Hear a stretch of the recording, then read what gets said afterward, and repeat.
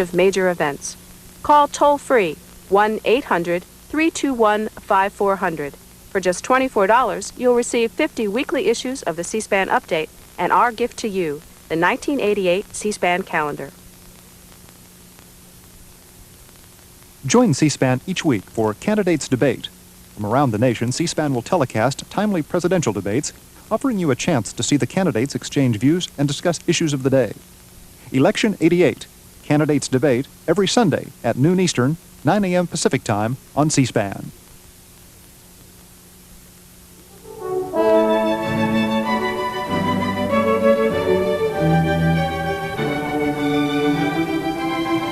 Up next, we look at the Soviet presence in Afghanistan. Two members of the U.S. House of Representatives join us now on a live viewer call-in program. We invite your questions and comments for New Jersey Democrat Robert Torricelli and Pennsylvania Republican Don Ritter.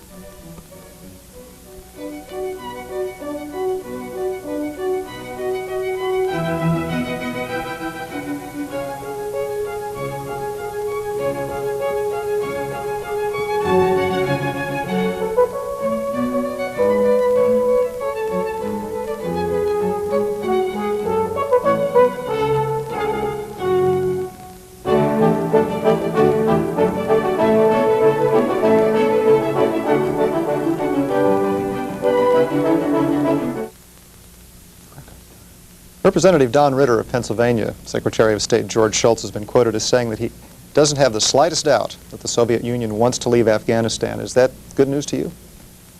Well, I'm not so sure that the Secretary's words are exactly right, in that I think they would like to leave, but they would like to leave under their own terms. And it is up to us to help them to accommodate to the appropriate terms, which provide for a Afghanistan that determines its own future. What you say under their own terms? Describe how you think they want to get out.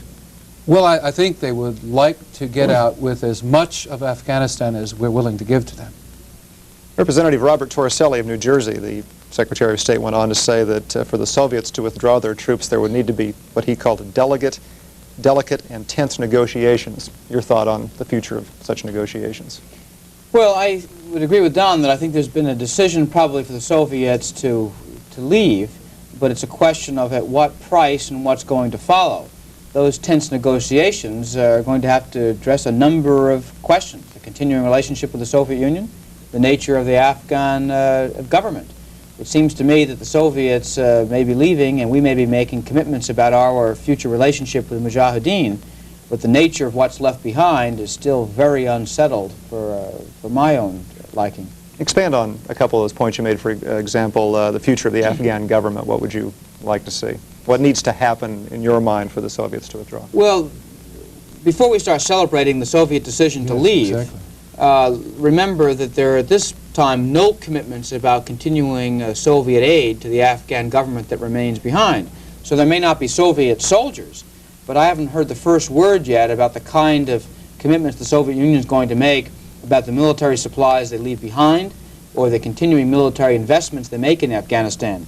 And it's equally unclear about the nature of the Afghan government. And if all we've succeeded in doing is getting 110,000 Soviet soldiers out of Afghanistan, but billions of dollars of aid continue to go to a communist government in Kabul to continue to support the war against the Mujahideen, we haven't accomplished very much. Representative Ritter? Well, I would tend to agree with Bob. I think we have to be very cautious about what we do and what we say in these upcoming negotiations. And right now, we hold the cards. I think we all should realize that this is a Soviet problem. This is not an American problem. The Soviets continue to conduct genocide against the Afghan population today as we sit here. They have not let up an iota. They continue to drop toy bombs in villages. We have evidence that it's happening. The Soviets have talked about us cutting our aid off prior to their full departure, prior to even their beginning of a departure. So I think there's some very, very tough negotiations that have to go on. I would suspect that we should separate out the military conditions from the political conditions, because I think neither I nor Bob nor Secretary Schultz nor anyone really can predict what kind of political situation is going to exist in Afghanistan. That has to be left to the Afghan people. And if we seek to somehow arrange the complexities of the tribal nation that is Afghanistan prior to withdrawal, I think we could be waiting for a very long time. Good evening and welcome once again to our program. We're going to be spending the next 45 minutes talking specifically about the Soviet proposal to withdraw its troops from Afghanistan. We'd like to hear your questions and comments for our two guests on that. We're joined this evening by Representative Robert Torricelli, a Democrat from New Jersey, and Representative Don Ritter, a Republican from Pennsylvania. A little bit later we'll find out a little bit more about them. You'll see the phone numbers across the bottom of your screen. Our lines are open, so we invite you to call now. We'll be going to the phone lines in just a couple of minutes. Representative Ritter, what are the options open to the administration now, and what are the pros and cons for each? Where do we stand? Well, the administration has to certainly keep up their level of support for the freedom fighters. It would be folly to somehow hold back at this stage of the game and somehow try to snatch stalemate or even defeat from the jaws of victory. What we understand is that the Mujahideen have the capability now of going after the Soviet fortifications, and what they need are 120 millimeter, 22 millimeter type rocket capability, long distance rocket capability. What they need are mine clearing equipment, because these fortifications are surrounded by a sea of mines, and those are the kind of things that could help us to keep the pressure on the Soviets. As from what I understand, those kinds of equipment are being withheld. Perhaps wrongly so. Perhaps the pressure should be kept up. Representative Torricelli, the Soviets say to the United States, if you withhold that aid, we'll get out. You have reason not to believe that would happen? Well, I don't think there's any reason to believe that it would happen. I think that any time you reach an agreement with the Soviet Union, it cannot be based on hopes or prayers or trust. There's got to be it's got to be mutually enforcing. I think what makes sense is that as we see the Soviets withdraw, and we can monitor it, then in a staged process we'll reduce our own support. But again, I think that goes to the larger question that's not yet being addressed of the future of the Soviet relationship and the future of the Afghan government. It isn't enough just that we stage their withdrawal and our reduction in aid. I'd like to see the administration address the final question. What's Afghanistan going to be like after we both stop? Our topic tonight, the Soviet proposal to withdraw troops from Afghanistan. We have several lines open out west. You'll see the phone numbers across the bottom of your screen. Our first call is from New York City. Good evening. Hi. I've been watching the Afghanistan affair recently, and I've been thinking, isn't it something like what happened with the Germans when they took over small countries and we watched helplessly as they did it?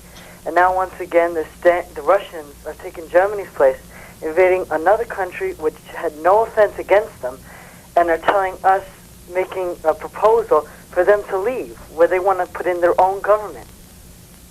Representative Don Ritter, analogy to the Germans. Well, it's interesting that when we left Vietnam, we were clinging to the skids of helicopters. We're going to ensure their leaving of Afghanistan. That doesn't bother me as long as they indeed leave. But I think what we have to be very careful about is that we don't make this an American problem. It's a Soviet problem. And I've noticed that already some groups are gearing up to go over to Afghanistan.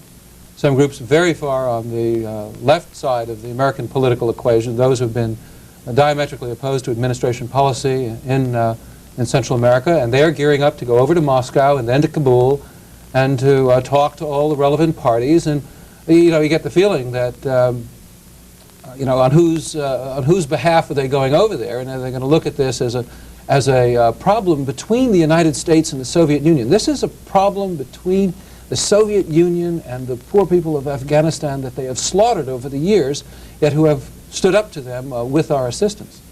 Los Angeles, good evening. Hi, how are you today? Good. I would like to ask both the Democratic and the Republican representative why we keep loaning the Russians so many billions of dollars each year And if we took those billions of dollars away from the Russians, we would probably find they'd have to fold up their tent and go home on this economic expansion they're doing all around the world. Secondly, nobody can find the total figure of what we've loaned them since World War II. We know they didn't pay their World War II debt, by the way. I'm talking about fresh money to the tune of billions of dollars every year that's being loaned to the Russians through our different government agencies and the banks in the United States. Thanks, California. Representative Torricelli. Well, much of what the Soviets would borrow in the Western world is to purchase products manufactured in the United States, or probably more accurately, are agricultural products, not cash for them to spend as they would. It is for these products. As we found in the grain embargo, it is one thing for the United States to decide that we're not going to sell to the Soviets, and they have a rather easy matter then in going out and buying either wheat or, as we found with the gas pipeline, pumping equipment elsewhere in the world. So I don't think that there's any naivete in the United States government about providing goods or capital that either compromise our security or enhance Soviet capabilities, if we can be sure that we're not simply spiting ourselves by withholding those products or credits. One of our guests this evening, Representative Robert Torricelli, a Democrat of New Jersey. He represents the 9th District, which includes Fort Lee and Hackensack. He was first elected in 1982. He's on the Foreign Affairs Committee as well as Science, Space, and Technology, and previously was an aide to New Jersey Governor Byrne, Executive Director of the New Jersey Democratic Party, aide to Vice President Mondale, and ran President Carter's 1980 campaign in Illinois. He has a master's in public administration degree from Harvard and an AB in law degree from Rutgers University, and Princeton, Illinois is our next call. Good evening. Princeton, are you with us? Yes. Go right ahead. Yes, I'd like to say to Representative Torricelli, first of all, I'm originally from New Jersey, and I was back there recently after being away 7 years, and I'd like to compliment him on the way the road system works out there. Now they've kept things in just marvelous shape in reference to the rest of the country. I drive for a living. It isn't just our roads. New Jersey's in great shape generally, isn't it? I would say the whole country's in great shape, actually. But I Princeton, you have a question? Secondly, I'd like to ask about in Afghanistan, how much of an economic problem would you say that poses to Russia in relationship to their economy? Representative Torricelli. Well, I think it's difficult to know the true extent of Soviet expenditures in Afghanistan, but it is certainly a drain. The Soviets are at a minimum spending $4 or $5 billion a year in Afghanistan for their war effort. It's diverting resources from them.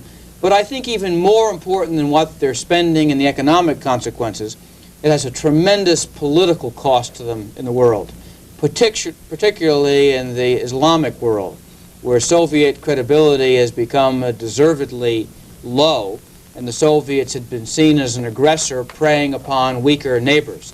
This, I think, in the Soviet context, more than the loss of life or the loss of economic resources, has been a price that they increasingly are unwilling to pay in the world. Austin, Texas, good evening. Yes. Congressman Torricelli? Yes. This is my first time calling, but unless I'm incorrect, I've heard you a couple of times on Crossfire and other programs explaining your position on Nicaragua. Could you, as far as backing the Contras, am I incorrect in assuming that you don't back the Contras? Before you answer, let me ask the caller. Is this are you going to draw your question around to the Soviets in Afghanistan? To the Afghan rebels. I tuned in just to catch the tail end of his remark, and I wanted to get his response to that. Okay. I think it's a good point, and I actually was glad that I raised, and I think Don, in fairness, may want to enter in this as well. Because if the point you're making is how can I so enthusiastically support the Mujahideen in Afghanistan fighting the Soviets, and at the same time oppose the Contras in Nicaragua, your question invites the opportunity to make some points about each. The reason I've opposed the Contras are the same reason I've supported the Mujahideen. A belief that when the United States supports operations against Marxist governments, they have to meet certain standards. First, in my judgment, they have to demonstrate the ability to win. We each take different lessons from the Vietnam experience away from that war. My first is that the United States can't bet on losers. Our prestige is such, the importance of our help is such, that a group must demonstrate an ability to succeed in the field. Second, they must be committed to their cause. Not steal the aid that's given to them, not demonstrate a lack of desire to succeed. They must be dedicated, as the Mujahideen are, and in my judgment, the Contras have not. Third, they must be indigenous. They must genuinely come from the country and have some concept of what they want to do for their country. Many, beyond myself, have believed that the Contras were more of an American creation than an indigenous Nicaraguan movement.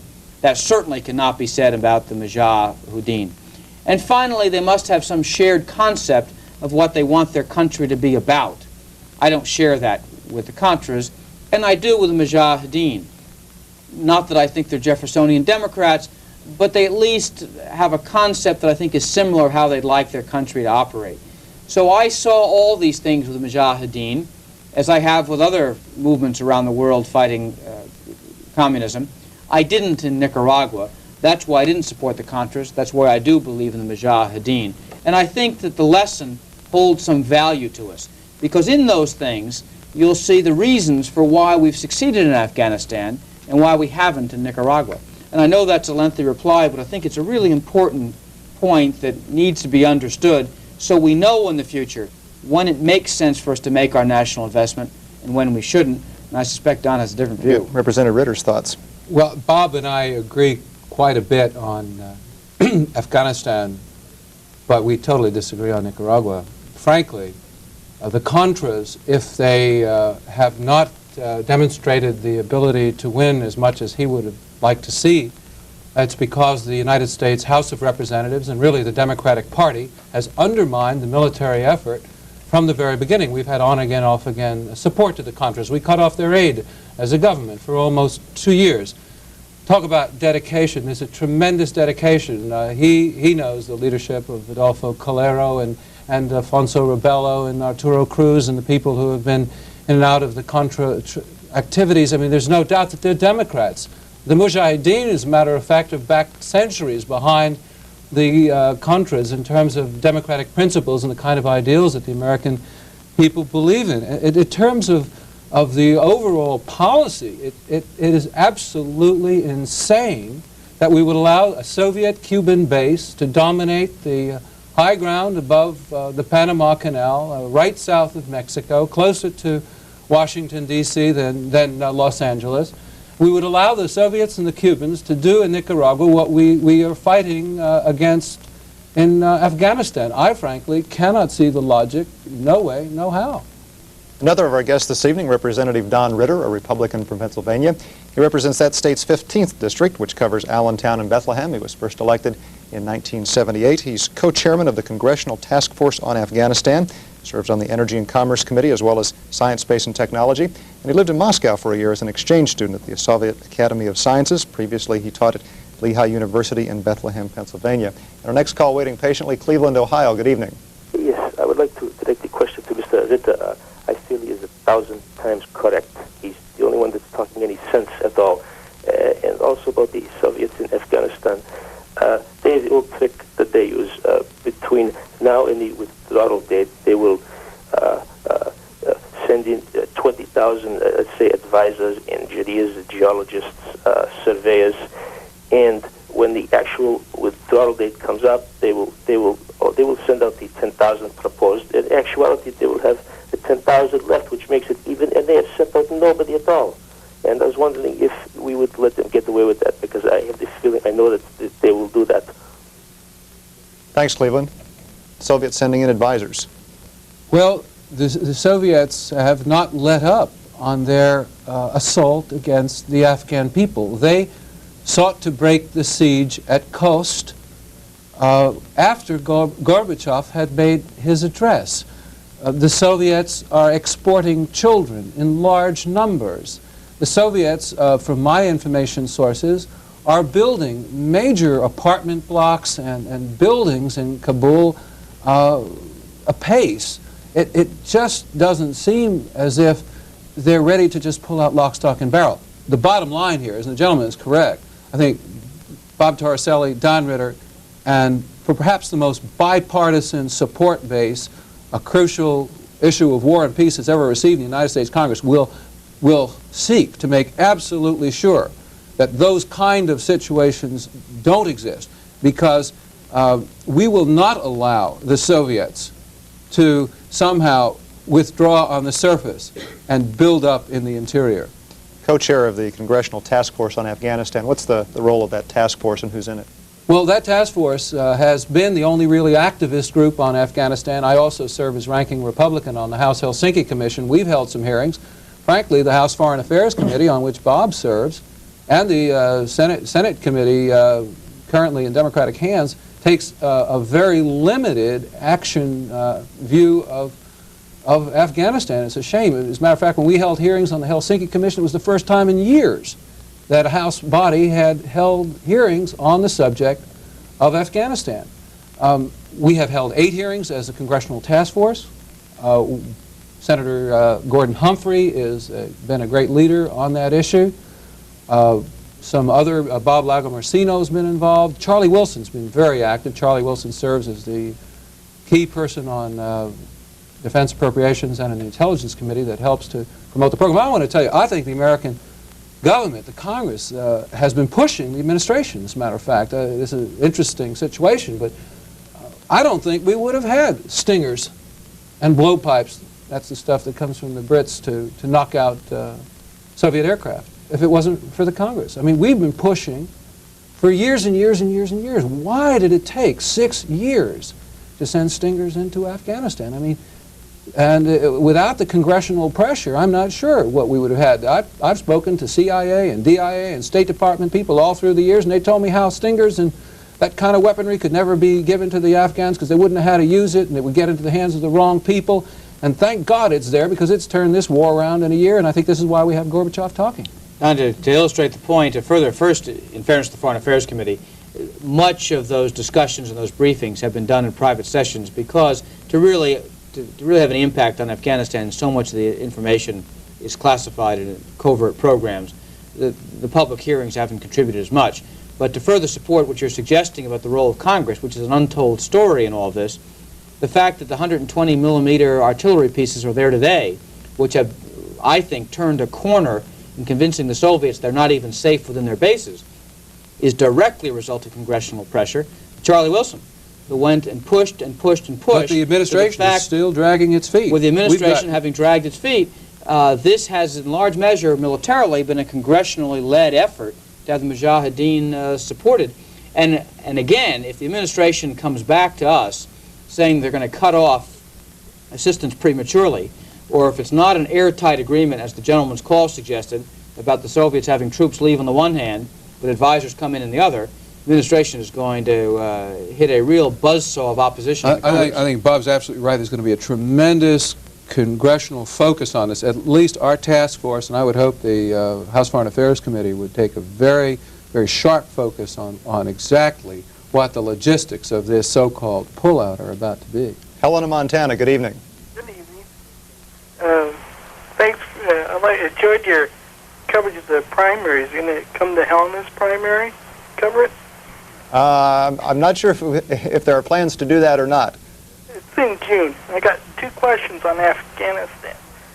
Couldn't we, like, recognize the Mujahideen as the government in exile and link all this to the arms control treaty? Thanks, also advisal that the Russians would have to stand war crime trial? Thanks for the call. Representative Torricelli? Well, you've raised 2 points. One over the recognition of a government in exile. One of the difficulties with that you're going to find is that Mujahideen is not one political organization. It is 7 independent and sometimes contentious groups. That is why defining what the Mujahideen's role in a future government is going to be can sometimes be difficult. And that has been an obstacle in the way of such an exile government being formed. I think the more important point you raise concerns the linkage of the Soviets and what they're doing in Afghanistan with other places in the world. Now, I do not hear this being discussed in the administration, and perhaps it should not be discussed privately, publicly. But personally, I hope in Secretary Shultz's visit to Moscow, if indeed as he is helping to accommodate the Soviets leaving Afghanistan, something which is very much in Soviet interest, and for humanitarian reasons, if not clearly in political reasons, is in our interest as well. My hope is that Secretary Shultz uses the occasion to raise with the Soviets, how about your aid to Nicaragua? And what is it you're doing in Angola? It's my belief that this is in such Soviet interest that there's an opportunity to raise a variety of other issues. And I trust the Secretary won't lose that opportunity. Dunedin, Florida, good evening. Go right ahead. I really get a kick out of sanctimonious guys here. They couldn't make a living on civilian life to save their soul. I want to talk about the Russians invading Afghanistan. We come in the United States, we put the Indians down the slough and out in the Indians in adobe huts out there, and we took over their country from them. And then the Russians were doing in Israel, or in Afghanistan, what the Jews are doing in Israel, beating them people with clubs, our buddies, you know. That's all fine and good. And then Teddy Roosevelt, he runs down, takes San Juan Hill away from the Spaniards, then he goes to the Philippines, sinks that fleet, and then we attack Japan, don't shut them off on the oil. Now we're over there beating Russians here. And if you guys could have made a living, you stayed in your hometown and went in business, you guys would starve to death out there. You make your $89,000 out there, which is chicken feed in civilian life. And thank you. Well, you know, I'd really like to answer this, fellow. Why don't we both go ahead? I've got most of my experience in life that a fellow who leads with his fist doesn't have a lot to say from his head. This doesn't appear to be any exception.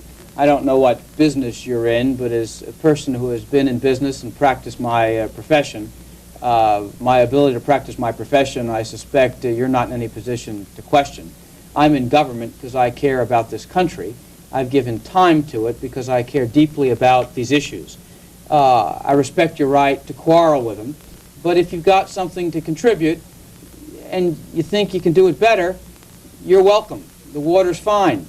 Come in and participate and compete in electoral politics in this country. The point you raise about whether America has any credibility to question people who are committing genocide against the people of Afghanistan or others who are violating rights, I think is poorly founded. Not that America hasn't made mistakes, but because 200 years ago or 100 years ago we made mistakes toward the Indians, there's no reason now to cast a blind eye in this generation at this time because we see genocide being committed in Cambodia or Afghanistan by the Soviets or by communists. By your logic, because crimes were once committed by Western peoples or by democracies today, we couldn't do anything. Because of slavery, we couldn't raise questions about human rights in other nations in the world. I reject the entire analysis. We may have made mistakes, but today America does have credibility in talking about human rights and democracies. I think we have enormous credibility, and that's one of our principal roles in the world. And fortunately, we haven't felt constrained by our history. Instead, we've felt we've learned from it and feel we can make a contribution because of it. Don? Well, you know, I really can't say it better, but I think people who are so insulting and people who somehow believe that America, for some reason, is the same as everybody else, I think are part of the problem we face in the Congress. The fact that we're the same as the Soviet Union is not just held by this gentleman who may be a little more insulting than everybody else, but a lot of Americans somehow believe that, well, we have made mistakes and therefore we're just like the Soviet Union. You know, as you could say the same about us and Nazi Germany. We have made mistakes in our history. We're the same as them. I think it's a real misunderstanding of who we are as a people, what we are as a country, what we stand for the world over. This is the greatest experiment in human freedom, opportunity, and democracy that the world has ever known. Imperfect? Absolutely.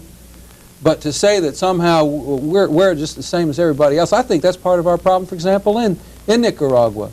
because we've had problems in Central America in our history and we maybe weren't as fair as we should be. Somehow we have no right to keep the Soviet Union and the Cubans from establishing a threatening base right south of our border.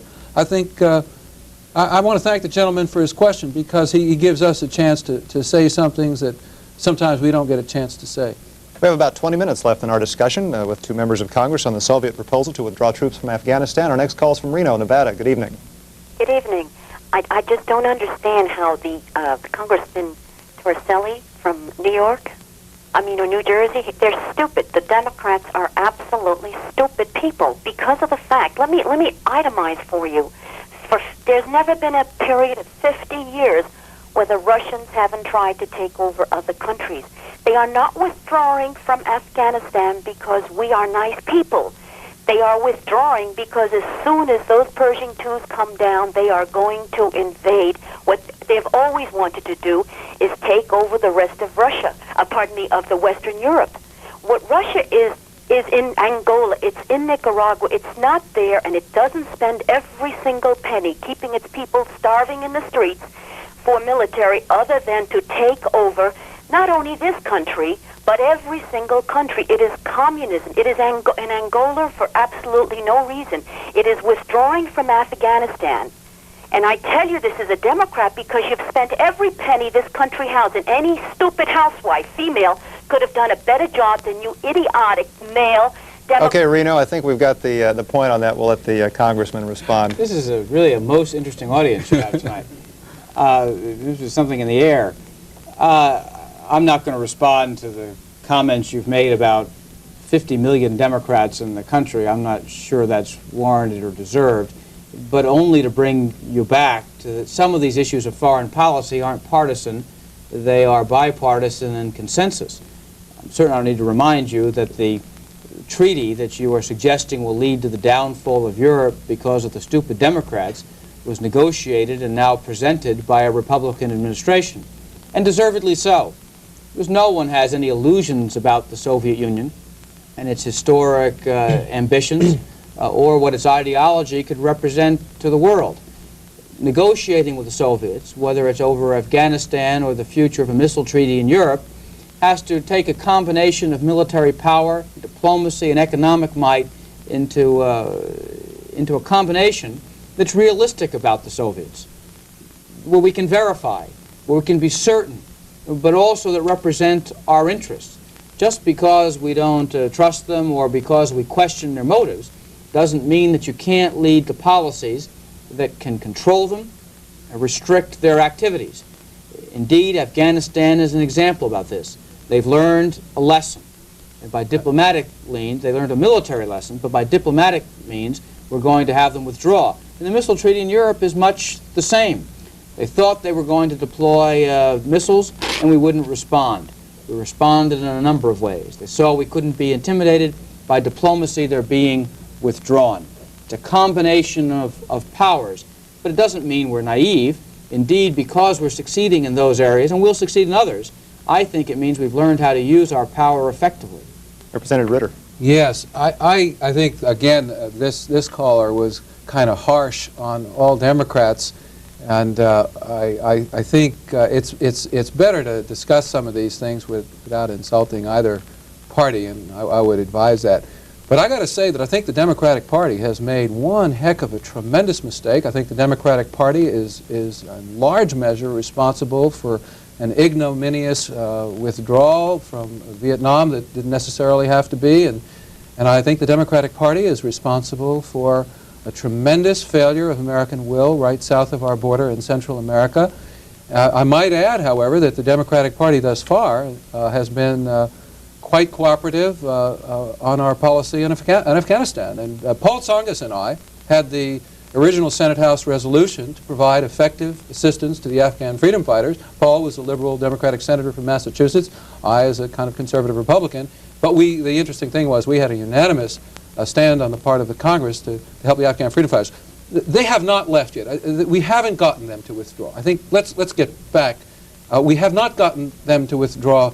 The diplomatic game is still wide open. Roseanne Klass, in her new book about Afghanistan, talks about the possibility that this withdrawal situation is a gambit, that the Soviets will try to Americanize the problem, create an American-Soviet agreement that could conceivably end up with their gaining a lot more at the bargaining table than they were able to gain in the field. So our work is still to be done on Afghanistan. I think Bob Torricelli would agree with me on that.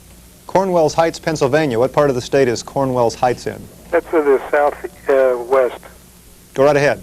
Yeah, when Ted Koppel, the ambassador of Afghanistan, said that he had invited the Soviet troops, and in fact they had not invaded.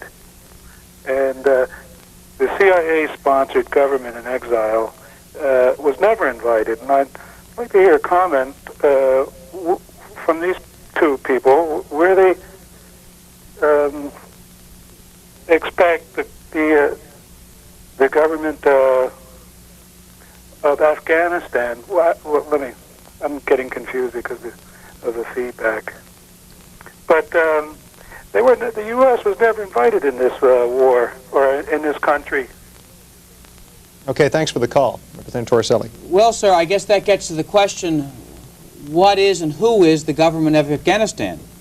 The ambassador says that the Soviets were invited into the war. That's true. And by the government in Kabul. That's true. But what's that government? It came to power originally with a coup that deposed the legitimate government. The leader of that government then in turn was murdered, and another government came in with absolutely no legitimacy from those it was governing. It was placed in power by the KGB, became a clear client of the Soviets, and immediately invited the Soviets in to exercise power. That, I don't think, by anyone's thinking, anywhere outside of the Soviet Union, constituted a legitimate government or a legitimate invitation. Who in turn then invited the United States? The Mujahideen, people who would, I think it can fairly be said now, are representative of people in Afghanistan with enormous public support, who have asked, indeed begged, for the material means for which, not for us to win a fight for them. There are no Americans fighting Afghanistan. They're fighting for themselves. They just asked for us to give them the means. A direct and dramatic contrast with what the Soviets have done. Hemet, California, good evening. Good evening. I'd like to attempt to raise the level of this conversation by starting out saying that both gentlemen are stupid. We'll level the playing field that way. That doesn't seem like much of a leveling, either intellectually or in manners, to me. We're all stupid. How's that? I would just like to add more to the conversation and try to bring in a larger picture to the discussion, and I believe that there's a larger objective. Go right ahead. By both the U.S. and the Soviets, and that is that each have a common enemy in this struggle in Afghanistan. And I believe that common enemy is Muslim fundamentalism, the expansion of this coming out of Iran. And I believe at the time that the Soviets moved their troops into Iran several years ago, we didn't do much about that. In fact, Jimmy Carter just said, well, we're not going to go to the Olympics. We just kind of let them do that by kind of turning our head the other way. And consequently, things got kind of rough, and then finally the Iranians said that they were going to move 500,000 troops into Afghanistan. And I saw a little clip in the L.A. Times on the back page that said that the U.S. would, in fact, help the Soviets if that took place. Hemet, California, thanks for the call. Representative Ritter. Well, this 500,000 troops moving into Afghanistan from Iran is something very new to me, somebody who's been on top of this issue since those dark days of December when the Soviet troops invaded.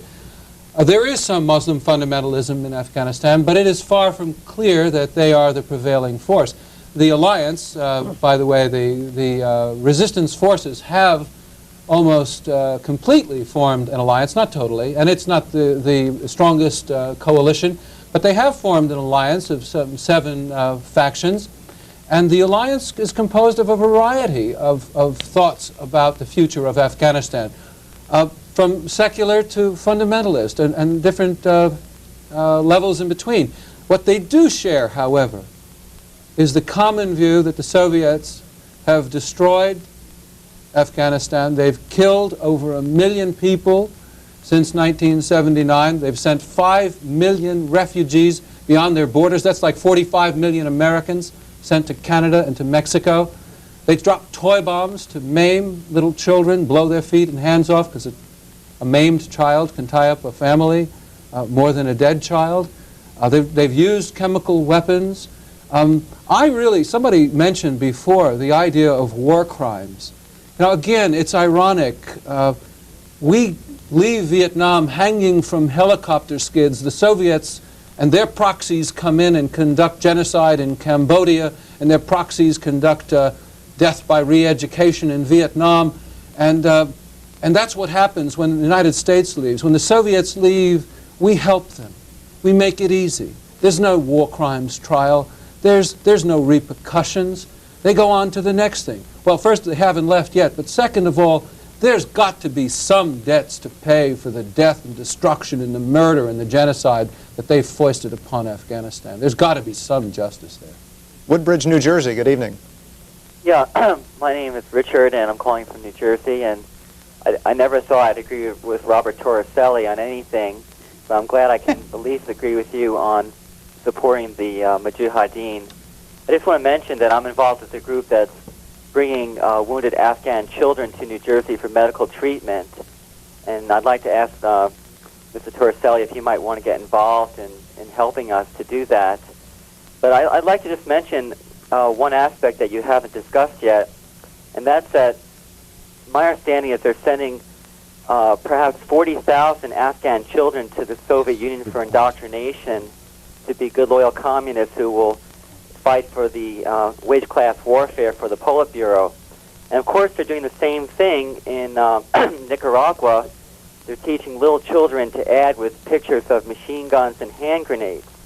And I have a Mosquito Indian woman friend who described, actually there's genocide against the Mosquito Indians in Nicaragua. I believe almost 30% of their population has been killed by the Sandinistas, who are backed by the whole Soviet bloc empire working in their country. And I just want to really urge Representative Torricelli. I think while it may be true the Contras have not had the successes militarily yet, I believe that we have a moral responsibility to support those who are fighting for freedom. Woodbridge, we have just a short time left. I'll let you go on that point and let Representative Torricelli Well, first, respond. let me say to you that I've read about your work in bringing wounded people from Afghanistan to New Jersey to hospitals, and I commend you for it. It's a tremendous effort. I know Frank Lautenberg has been involved in it, our junior senator, and I would love to help and be involved, but I was extremely proud when I saw that people in our state were involved in this effort. I also share your concerns that any agreement with the Soviets has to have our eyes wide open, and that indeed, while the Soviets are talking about leaving Afghanistan, talking about it, they are indoctrinating thousands of children who are going to come back to Afghanistan who ideologically can still be their representatives. But let me return, because it's probably the last time, and I'll do so only briefly, to the subject of Nicaragua. Why is it we agree so much about Afghanistan and can disagree about Nicaragua? In my judgment, because there's a fundamental difference with the forces who are fighting. You cited the Mosquito Indians, who have been oppressed by the government in Managua, and they have, and they fought, and yet they refused to join in on the CIA operations against the Sandinistas. They don't want to be any part of it. Doesn't that teach us something? They don't want to be a part of this effort, even though they're oppressed. It is because, no matter how many times we say it, to the Nicaraguan people, the Contras do not represent national liberation or the restoration of democracy. They're hearing the same things you're hearing. The Contras leadership, some of it comes from the former dictatorship. People who even now our own government is admitting have been involved in drug sales, have been seen stealing some of the money and the weapons we've been giving them to fight against the Sandinistas. You can't, no matter how many times we say it, say that these people represent an indigenous effort to free their people of Sandinista oppression. We agree that there's a problem with the government of Nicaragua. there is a serious problem. We agree that the Soviets getting a stranglehold in Nicaragua is a security problem for the United States. Where we disagree, where all of our allies, the nations in the region, the nations of Latin America, a majority of the American people have come to an agreement, is the Contras, unfortunately, sadly, are simply not the answer. That has been the judgment of this Congress. Asking the administration, we agree there's a problem, let's go back. We've got to have an answer. Our country deserves an answer that can work, not one that's been failing for 6 years. That's why we disagree on this issue, and yet can agree on Afghanistan. But, you know, again, Bob, God love you, we are making such a tremendous mistake as a Congress, particularly the Democratic Party, and I think the Bob Torricelli's. The Nicaraguan Contras are far more democratic than the Afghan Mujahideen by leaps and bounds. The Nicaraguan Contras are led by ex-Sandinistas. The Nicaraguan Contras are led by people who are in Somoza's jails. The Mosquitoes fought with the Contras. They were going on a different front. They had some different goals. But the Mosquitoes and the Contras are both indigenous. The Contras are a peasant army. The reason we haven't won in Nicaragua is because the Democrats in Congress have consistently pulled the rug out from under the effort of the resistance forces. We are going to be faced with a situation where the Democrats, knowing that there's a vast Soviet buildup, knowing that the Cubans and this Marxist International is there in Central America to do bad business, they're going to be faced with the choice of either allowing another Cuba to develop or going in there with American troops, because by their policies they will have cut the rug out from under the Contras and destroyed the indigenous resistance that they should have been supporting all along. Supporting 12,000 miles away Afghan freedom fighters and not supporting freedom fighters right south of our border makes no sense at all. Boulder, Colorado, good evening. Yes, it's very interesting to hear you gentlemen speak. I guess we can all be grateful that we don't have on our southern border Pakistan, Iran, and Afghanistan and Turkey. Wouldn't you agree with that? Very, very much. But I was wondering, what is your program, and when did you first become concerned about the plight of the Afghan people? Was it before 1978 or after 1979? Precisely when did your great humanitarian, forthright feelings for the people of Afghanistan begin? And what is your program for Afghanistan? If you could have your way with the people of Afghanistan, would it be like Pakistan? Would it be like Turkey? Or would it end up like Iran? Boulder, Colorado, thank you. Representative Ritter? From the tenor of the gentleman's comments, he seems to think that genocide in Afghanistan and the destruction of the Afghan people and the Afghan nation is just the same as Pakistan or some other country. The fact is that when genocide began, when the war against the Afghan people began, a lot of members of Congress, liberals and conservatives, Democrats and Republicans, became very concerned. Afghanistan should be defined by the Afghan people, not by you, not by me, not by the